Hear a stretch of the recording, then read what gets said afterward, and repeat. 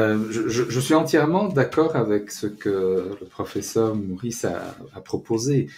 Euh, je pense, cela dit, que la déclaration de Tom Barak, l'envoyé du président américain Donald Trump dans la région du Moyen-Orient, mérite d'être examinée avec attention. Vous avez évoqué et montré cette déclaration. Je pense que Tom Barak a raison dans un certain sens, puisqu'il dit que les gens dans le monde arabe, mais en fait c'est vrai pour tout le monde, les gens ne vont pas nécessairement s'attacher à l'idée d'un État-nation ou à l'idée de nation. Ils vont d'abord s'intéresser à ce qui peut faire le bien de leur famille, d'eux-mêmes comme individus. Mais Tom Barak propose cela comme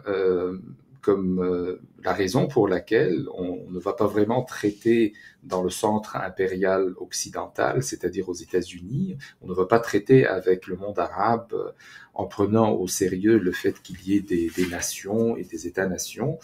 On va traiter avec les Arabes comme juste un ensemble de familles et de tribus. Il a raison aussi de dire que c'est surtout le colonialisme français et britannique qui a créé la plupart des États-nations dans le monde arabe au lendemain. Enfin, les accords ont été passés pendant la Première Guerre mondiale. Ils ont été mis en place après la Première Guerre mondiale.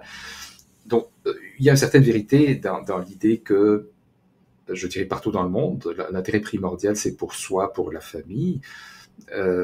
Et il y a aussi une certaine vérité dans l'accusation ou alors le remerciement pour le colonialisme, pour avoir créé les États-nations dans le monde arabe. Mais en même temps, c'est comme on dit en arabe, on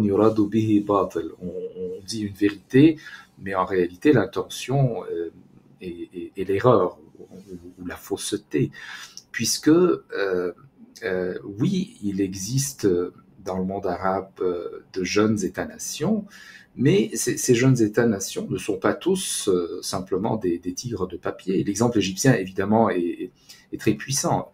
Il y a un État en Égypte, on aime toujours dire que l'État moderne a été fondé par Mohamed Ali, donc à partir du début du 19e siècle, c'est un État vieux de 200 ans, c'est à peu près aussi vieux que les États-Unis eux-mêmes. En réalité, l'État central égyptien existe bien avant Mohamed Ali. C'est juste que l'État moderne, on peut le faire remonter à Mohamed Ali, on peut même le faire remonter à bien avant Mohamed Ali, pendant l'époque Memlouk. Et puis, oui, peut-être qu'il n'y a pas d'État-nation dans le monde arabe, mais il y a des nations. On peut accepter ou ne pas accepter l'idée d'une nation arabe, mais il est clair que on peut parler de nations en Afrique du Nord, par exemple. On peut parler de nations en Égypte.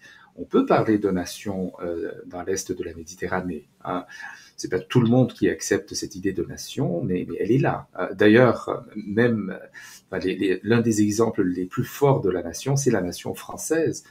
Même quand il y a eu la nation française inventée autour de la Révolution française, à la fin du XVIIIe siècle, il y a toujours eu des particularismes qui n'étaient pas contents avec cette idée de nation. Donc, souligner qu'il y ait des tensions entre des unités sociales plus petites que l'État-nation, c'est une vérité, mais présumer que les Arabes ne sont pas aussi avancés que les autres parce que ces identités ou ces unités sociales, comme la famille, la tribu, sont à lecton plus fortes que l'État-nation. C'est pas toujours vrai. C'est pas nécessairement seulement les Arabes qui sont dans cette situation. D'ailleurs, la personne qui énonce ces vérités qui sont en fait des faussetés vient des États-Unis. Et si on examine un petit peu le nom de ce pays, les États-Unis, ce sont des États qui se sont unis. Ce ne sont pas des provinces dans un seul pays, ce sont des États. Les États-Unis sont l'exemple même de l'idée que l'État-nation, c'est une création relativement récente et c'est pas toujours évident.